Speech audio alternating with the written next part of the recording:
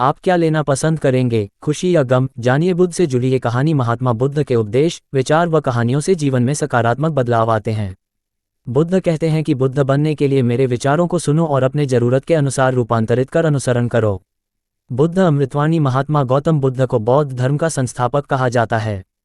उन्होंने वर्षों बोध गया के बोधि वृक्ष के नीचे बैठकर तपस्या की और इसके बाद उन्हें दिव्य ज्ञान की प्राप्ति हुई।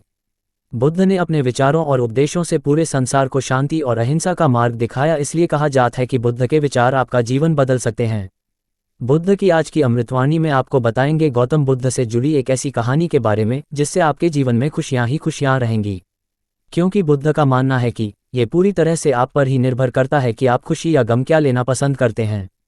एक बार बुद्ध एक गांव से गुजर रहे थे, लेकिन उस गांव में लोगों के बीच गौतम बुद्ध को लेकर गलत धारणा थी, जिस कारण वो बुद्ध को अपना दुश्मन मानते थे।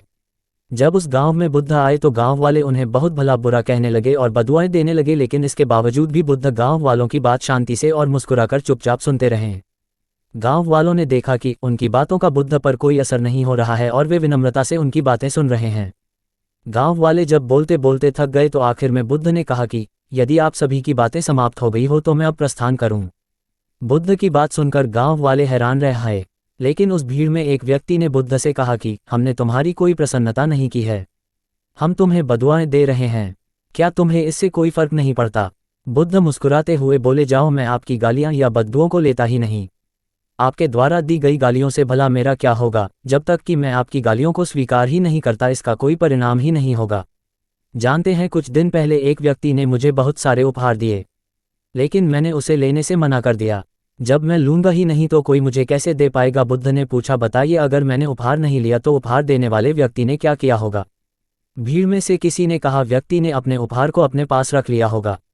बुद्ध ने कहा, मुझे आप सब पर इसलिए दया आती है क्योंकि मैं आपकी इन गालियों को लेने में असमर्थ हूं और आपकी ये गालियां आपके पास ही रह जाएगी। सीख। भगवान गौतम बुद्ध के जीवन से जुड़ी इस कहानी से यह सीख मिलती है कि हम अक्सर अपने दुखों का कारण दूसरों को समझते हैं, लेकिन असल में ये हम पर ही निर्भर करता है कि हम वास्तव में क्या लेना चाहते हैं, खुशी या गम, उदासी या मुस्कान। यकीन मानिए, ये छोटी सी कहानी जीवन में एक बड़ा बदलाव ला सकती है।